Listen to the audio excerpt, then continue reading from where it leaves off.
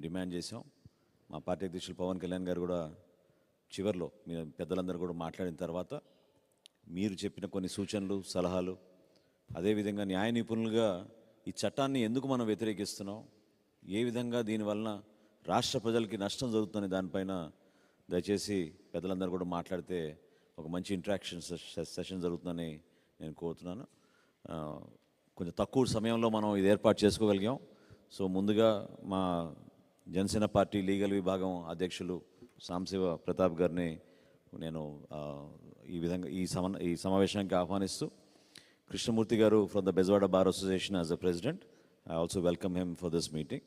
Similarly from Guntur Bar Association, Suresh Garu, and of course you are the president. Please coach. And a lot of senior people, some of them have 40 years of standing, 50 years of standing. So Manspurtiga, thank you so much for coming to our party office. We will continue to give you full support and cooperation, and at the same time we request all of you to also understand the tough political process we are also going through, because ఈ disruptive పాలిటిక్స్లో ఎక్కువగా మేమందరం agitation చేస్తూ ఉన్నాం. ఇప్పుడు మీరు కూడా యాజిటేషన్లో దిగారు. సో ఒక వర్గాన్ని కాదు, ప్రతి ఒక్కరిని ఇబ్బంది పెట్టే విధంగా ఇప్పుడున్న ప్రభుత్వం సమాజంలో అందరినీ కూడా అనేక కోణాలను చూసి ఇబ్బంది పెట్టడానికి ప్రయత్నం చేస్తూ ఉన్నారు. ఈరోజు కూడా ఇంతనే కృష్ణమూర్తి గారు చెప్పారు, మన సమావేశం ఉందని తెలిసిన తర్వాత హడావుడిగా ఒక జనరల్ బాడీ మీటింగ్ పెట్టి వాళ్ళు చేయాల్సిన రాజకీయం సహజంగానే జరుగుతూ ఉంది. అయినా కానీ మీరందరూ వచ్చినందుకు మనస్ఫూర్తిగా మిమ్మల్ని నేను ఆహ్వానిస్తూ, ఇప్పుడు మన ప్రతాప్ గారిని ముందుగా మాట్లాడి దాని తర్వాత కృష్ణమూర్తి గారిని మాట్లాడి. అధ్యక్షులు వారు పవన్ కళ్యాణ్ గారు, మా చైర్మన్ గారు నాదెండ్ల మనోహర్ గారు, అదేవిధంగా న్యాయవాది మిత్రులందరూ, సీనియర్స్, ఇందాక ఆల్రెడీ ఇంటరాక్ట్ అయ్యాను, నాకంటే సీనియర్స్ కూడా చాలామంది ఉన్నారు. ఇది ఇంపార్టెంట్ అకేషను.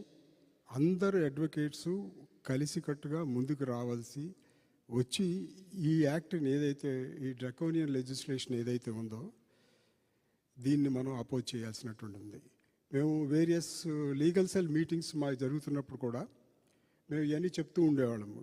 దీనివల్ల చాలా ఇందులో తప్పులేనే కాదు, ఇప్పుడు మనకి ఇందులో చూస్తే మన ల్యాండ్ సీలింగ్ యాక్ట్ దగ్గర నుంచి, అగ్రికల్చర్ ల్యాండ్ సీలింగ్ యాక్ట్ నుంచి, అర్బన్ ల్యాండ్ సీలింగ్ యాక్ట్ నుంచి చాలా వచ్చినాయి ఇది వరకు. కానీ ఇటువంటి ఈ డ్రకోనియన్ లెజిస్లేషన్ ఏదైతే ఉందో, which was not opposed earlier, ఇటువంటి లెజిస్లేషన్ ఇంతవరకు ఎప్పుడు వచ్చి ఉండదు కూడా.